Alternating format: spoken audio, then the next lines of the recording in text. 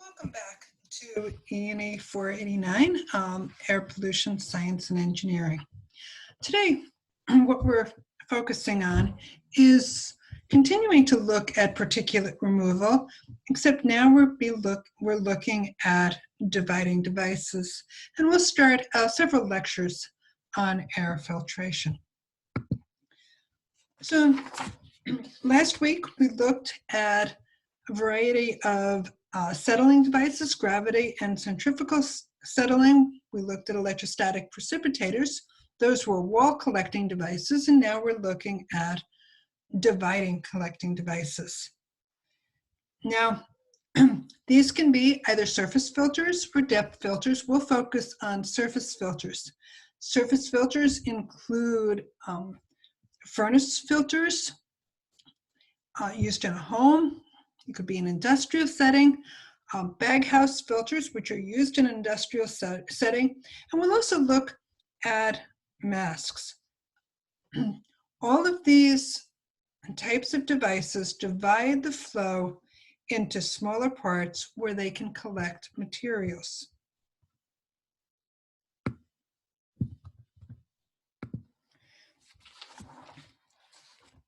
Now, all of these surface filters have a porous structure, and it's through that porous structure that air can flow, and on that structure that the particulates that we're looking at removing are captured.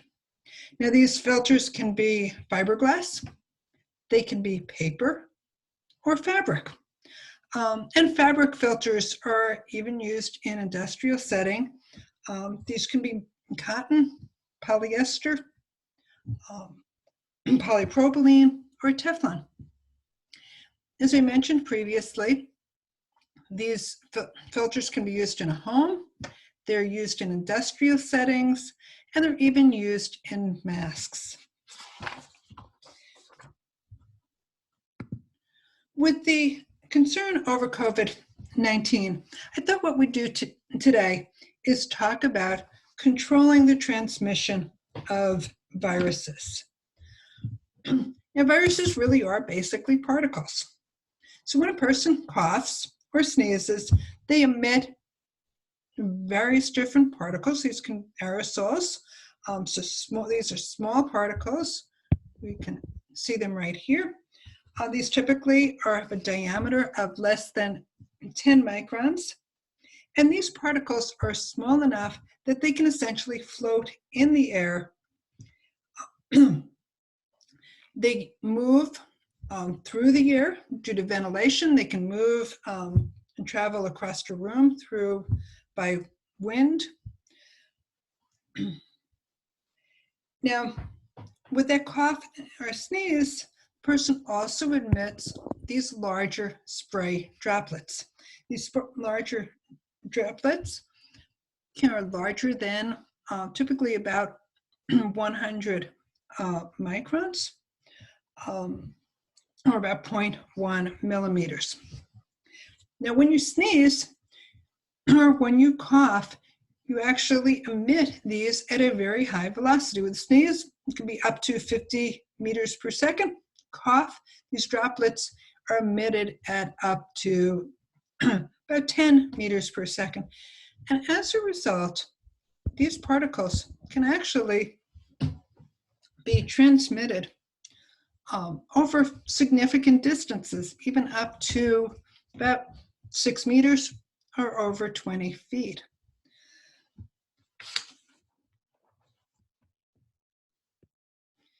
Now, earlier in the semester, we discussed the respiratory system, and we looked at where particles are most likely to deposit.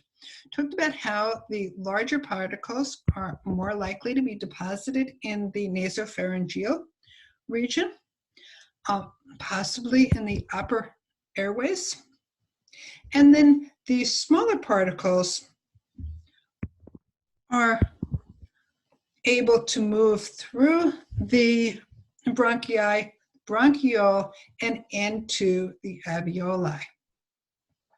So these very small particles, particles typically less than 10 microns, particularly less than 2.5. We talked about PM 2.5, are those particles that we're most concerned about moving into the alveoli.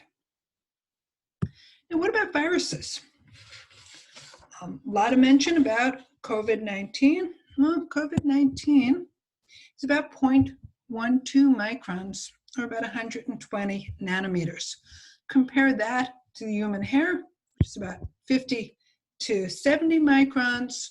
So we talked about PM10, dust, pollen, mold, and PM 2.5, that's smaller combustion material. So we've got a very, very small particle. And this is what we're looking at trying to remove from the air. Dr. Richard Corsai of Portland State University, expert in air quality, and did a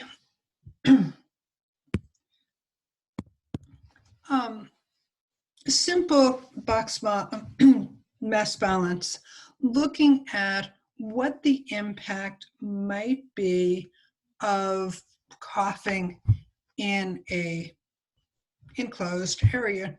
So he looked at a space, indoor volume of about 100 cubic meters, and looked at a situation where you had one person with a cough, coughing every 5 minutes for about 2 hours. He looked at both 1 micron size droplets, 5, and then 10 micron size droplets, looked at decay of viruses at 0.63 inverse hours, and also used a infiltration rate of 1 air change per hour. So what did he see? What he saw was that if we look at the 10 micron size particles, and don't worry so much about that, what the concentration is, but you see that the levels of these 1 micron size particles are relatively low. These particles typically will settle. They're not going to stay in the air for long periods of time. On the other hand, the 5 micron size particles stay in the air for a longer period of time, and the 1 micron size particles stay in the air even longer. So you're going to see a higher concentration of those 1 micron size particles. The orange line that you see here is if there was just 1 cough. So it's just a comparison between 1 cough versus multiple coughs. Now, why might this be important?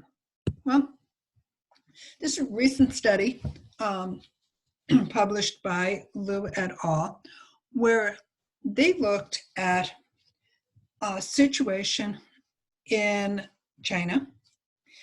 So the situation in a restaurant where 10 persons from 3 families who had eaten in the same air-conditioned restaurant were infected with COVID-19. Now, the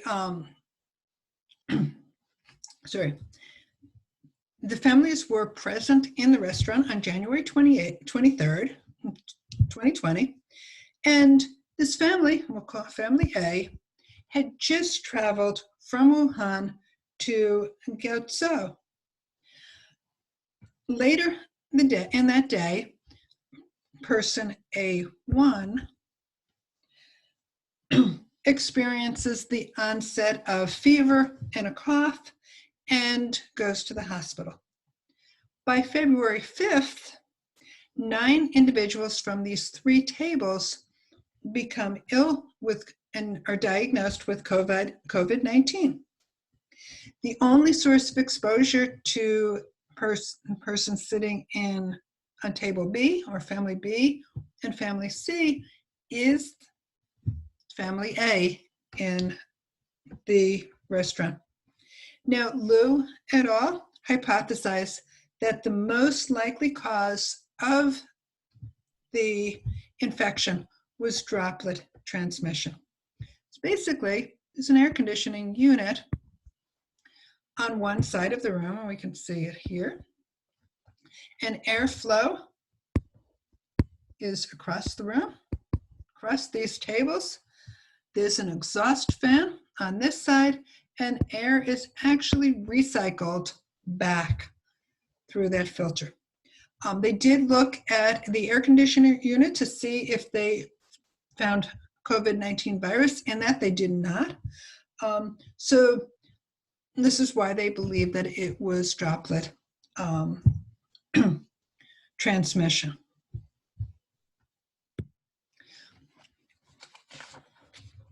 Now, Dr. Corsi did some additional analysis quite recently, where in this case, he looked at the interior of an automobile. So there's a 3 square meter volume inside. And in this case, there is a person with a cough, and they're coughing every 3 minutes for a 1.2 hour drive. In this case, he only looked at 1 micron size droplets, and he looked at both the decay and deposition of these droplets. So there's 2 scenarios. Scenario A is with the windows closed. A air exchange rate of 1.5 inverse hours. And in B, the passenger's window is open about 3 inches. And here we have an infiltration rate of 30 inverse hours. And what do you see? Significant increase in the concentration of the viruses, and with that window open, you see a much lower concentration. The conclusion is that ventilation by opening windows dramatically reduces the virus-containing aerosols in the cabin of this vehicle. And this is consistent with the recommendation that has been made for hospital rooms that they have an infiltration rate of at least 6 air changes per hour and actually operate at negative pressure in order to try and prevent the exfiltration of virus particles from the room of a COVID-19 patient out. You don't want these particles actually leaving, exfiltrating from that room and out into common spaces like corridors. So that brings us to masks. Do we wear masks? Do we not wear masks? What should be recommended? There's been contradictory information, but now a number of governments are requiring that masks be used when we're in public. So there's multiple types of masks. The first type we'll look at are surgical masks. Now, surgical masks are actually designed to protect a sterile field. So to maintain a sterile field. So it's actually designed to prevent what we refer to as the outward transmission. So the goal isn't to protect the wearer. The goal is to protect the person, the surgeon that is being operated on. These are single use. They're loose fitting. And then we have what are commonly known as these N95 face masks or filtering face piece respirators. Now, these are designed to remove at least 95% of 0.3 micron size particles. We'll talk about that a little bit. These need to be fit tested. According to an OSHA protocol, they have to be regularly fit tested. They need to have a good seal. And here, the goal is to protect the person that's wearing the mask. And then we have these fabric filters. What I'd like to do now is I'm just going to switch and go back. I apologize. Let's go back. I want to play a portion of a video. So let me share this.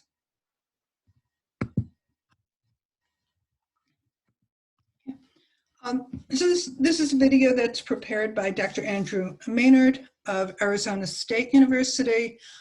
He's an expert in aerosols and air quality. And he explains how face masks work. The materials that commercial respirators and face masks are made of usually consist of tangled mats of fine fibers. These create convoluted pathways that the air you inhale has to pass through, along with any particles and droplets being carried along by it. For particles big enough to be seen by the naked eye, these fibrous mats actually do behave a little like a sieve by physically blocking them from getting through, but this is pretty much where the comparison ends. This is actually good news, as a sieve that was fine enough to physically block the particles that you can't easily see, and the ones that are often the most dangerous, would be near impossible to breathe through. For many of these particles, it's their inability to follow the convoluted pathways through the filter material that leads to them being captured. To get a handle on this, imagine a car speeding along a winding road. The car fits easily on the road, but if it's going too fast, it won't be able to navigate the bends, and you just know that at some point it's going to crash. It's the same for small particles speeding through a filter. As the air twists and turns, the particles can't keep up, and ultimately they end up crashing out and being caught. Because of their inertia, which just like the car depends on how massive they are and how fast they're going, they can't stay the course. But how about the smallest, lightest particles, those that can easily slip along the winding path the air takes? Amazingly, these are also captured efficiently by a well-designed filter material, but the way they're captured is very different. Because really small particles have so little mass, they dance around as they're bombarded by the air molecules surrounding them. And as they dance, they end up colliding with and being captured by the material the respirator or face mask is made of. Because of the way diffusion-based capture like this works, the finer the fibers are that the material is made of, the more effective they are at collecting these fine particles. So much so that some filter materials are made of a web of incredibly thin fibers that are held in place by a mat of much coarser ones. And then you have the middle-sized particles, the ones that are too small to be captured because of their inertia, but too large to be captured through diffusion. These particles are usually a little smaller than 1/100th the width of a human hair, and they are the hardest to remove. This is why respirator and face mask manufacturers test the efficiency of their products with particles in this size range, those particles that are just the right size to slip through and to make it to the other side. In a well-designed respirator or face mask, layers of non-woven materials create sufficiently convoluted pathways that the vast majority of these middle-sized particles are removed from the air. But for a respirator or face mask to be effective, it also needs to allow the user to breathe freely.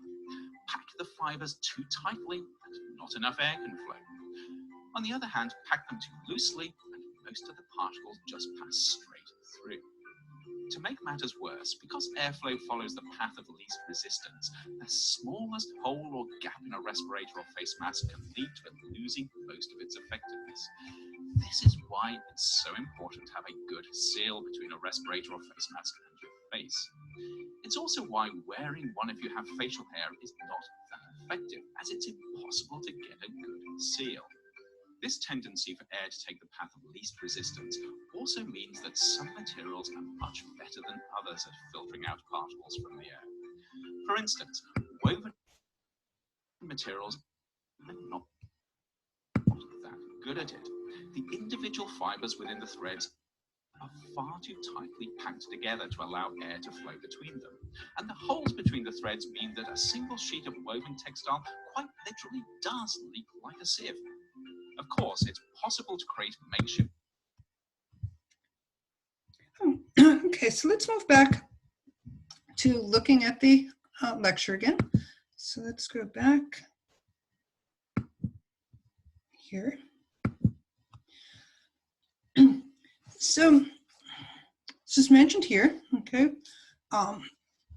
we have surgical masks, we've got N95 filtering masks, and as we kind of ended, as I ended this video, we have fabric masks.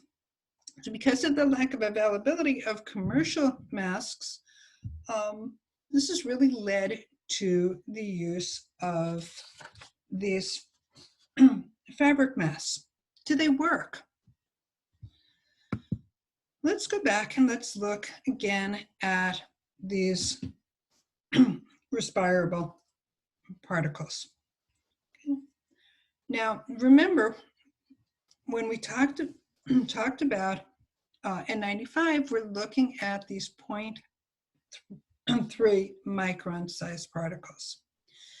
So typically, okay, we can look at these larger size particles.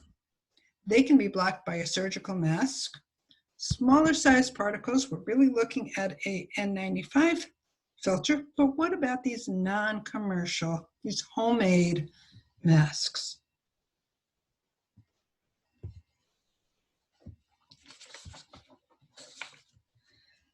Well, there have been a number of studies.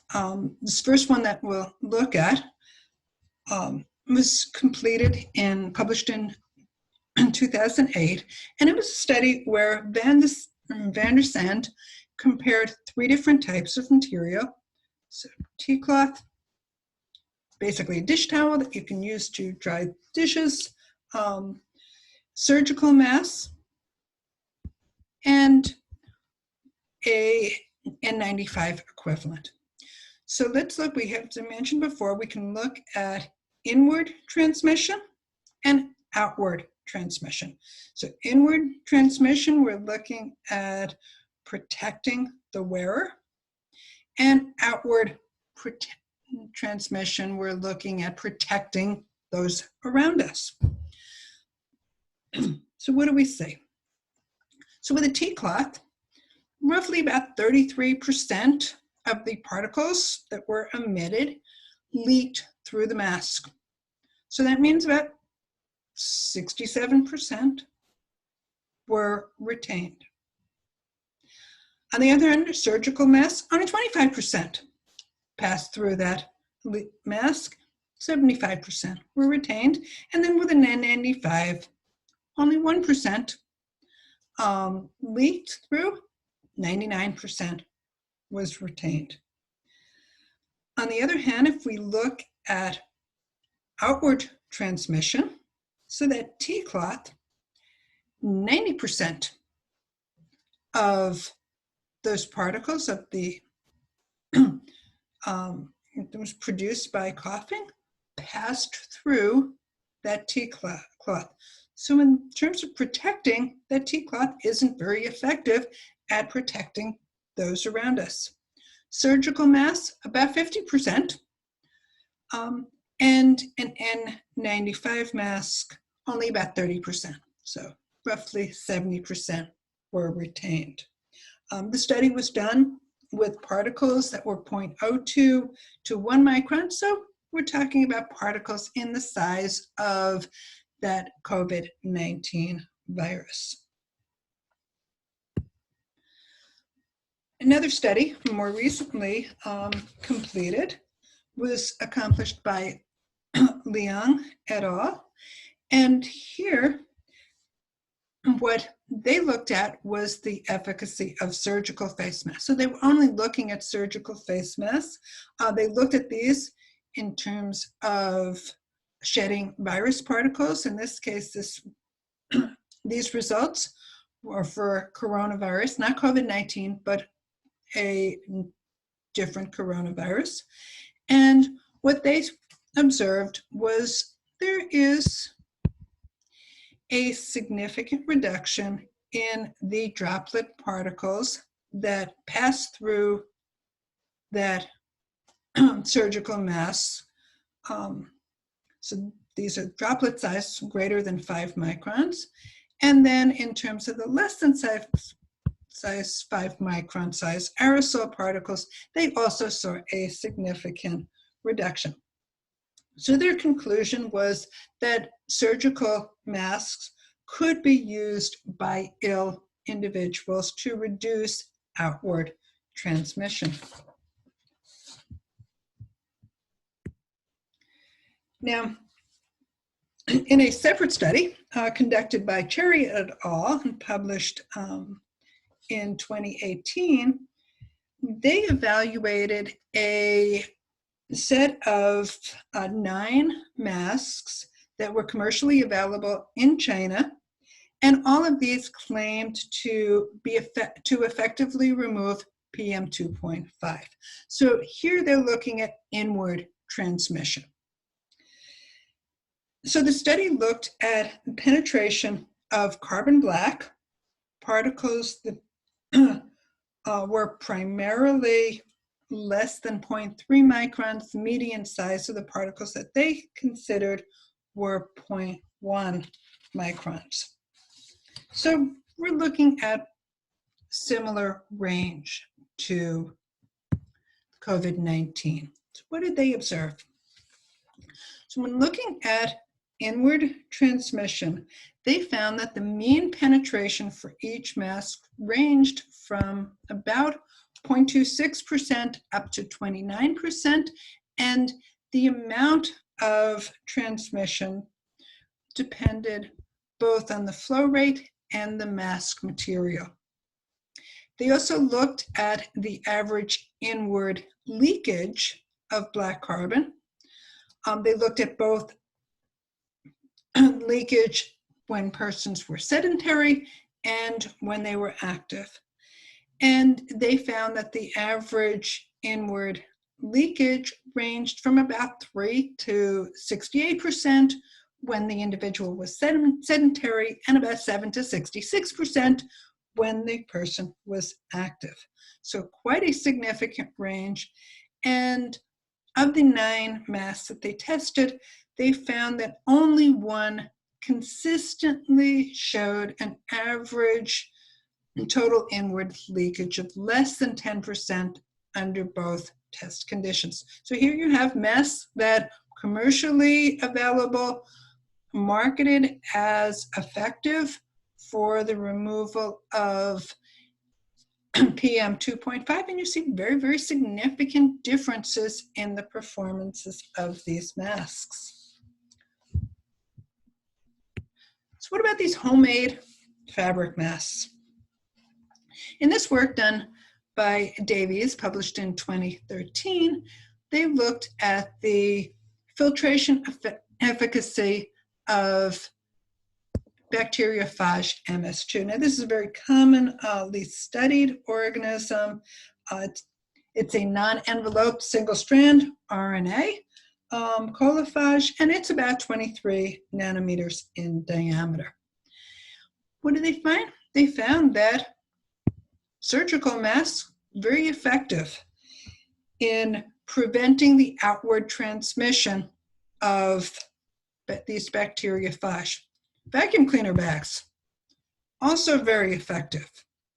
And then when we look at some of these fabric materials, from silk to scarf materials, cotton shirts, typically you see 50 to 70%.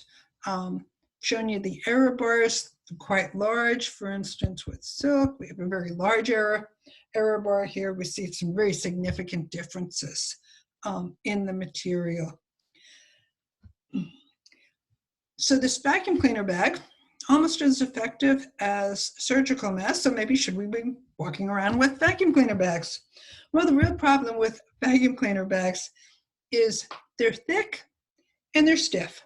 And as a result, there's a high differential pressure across these membranes. And that makes them really unsuitable for use as a fabric mask. They're difficult to breathe through this vacuum cleaner bag.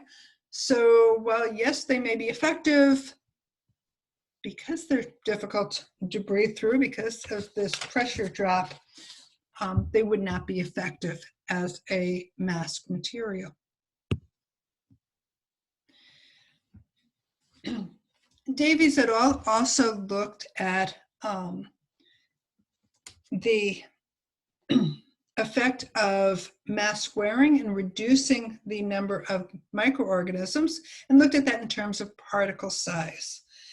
And what they found was that the surgical mask was generally more effective. So here's the surgical mask, this black. So the surgical mask was generally more effective in reducing the number of microorganisms than a homemade mask. But that the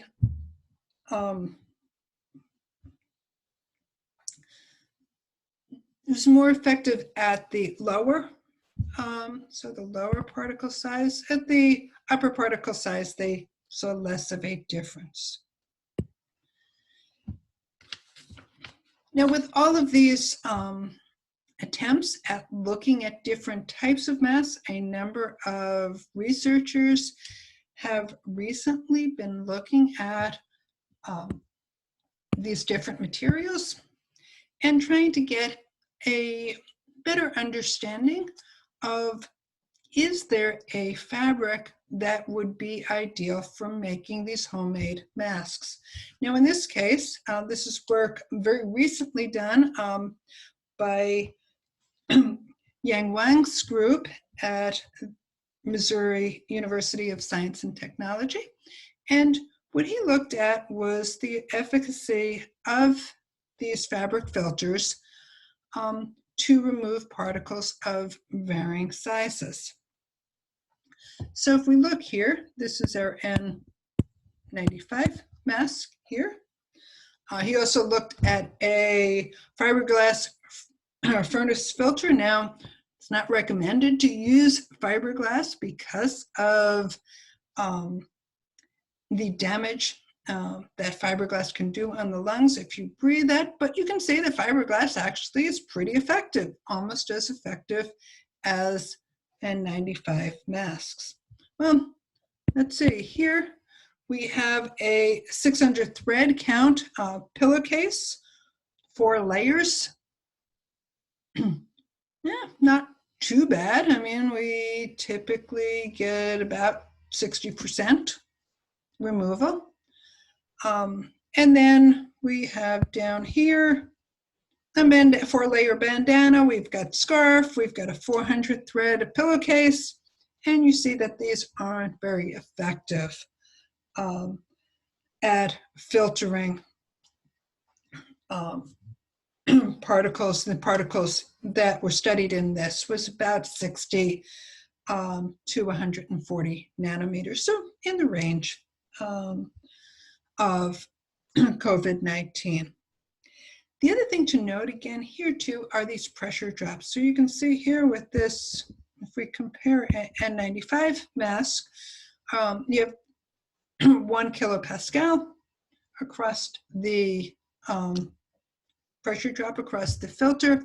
On the other hand, with a pillowcase, you've got 2.6. So significantly greater pressure drop means it's significantly more difficult to breathe through that material. So it's more difficult for the wearer to function with this type of a mask. Lindsay Moore's group down at Virginia Tech also very recently looked at some various different types of materials. And in here, this is N95. Below that is a shop vac filter bag, and below that is a 3M Filtrate, which is a furnace filter. And again, what you see is the N95 is the optimal, achieves the best filtration efficiency. The other thing to note is, if you think back at the video showing the discussing the various different size particles, again, what do you see? You see this filtration minimum somewhere around 300 nanometers or 0.3 microns. And as was discussed in the video, that's the size that is most difficult to remove, and that's the reason the N95 mask is challenged with particles of that size.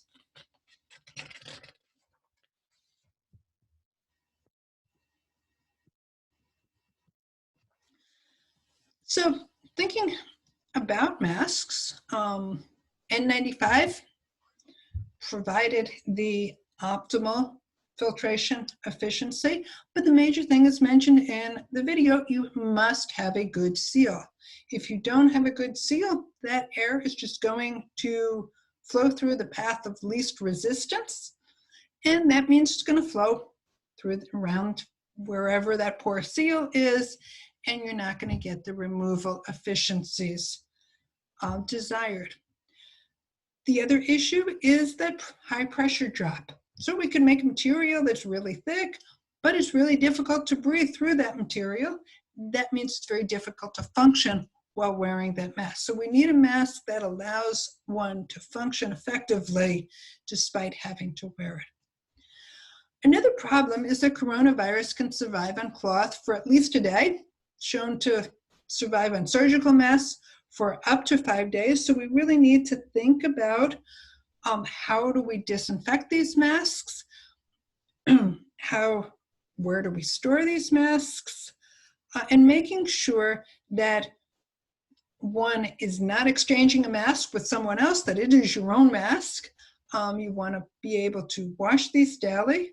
But then washing affects the integrity of the material, so there's generally some loss of efficiency over time with washing or disinfection. And the other thing to be very careful about is making sure you know which is the outside. You don't want to wear the mask, take it off, and then forget and turn it inside out, and then the contaminated outside is actually what is contacting your mouth and your face, and then you potentially are exposed to whatever you were trying to prevent from transmitting through that mask. And finally, be careful of bad information. I downloaded this image.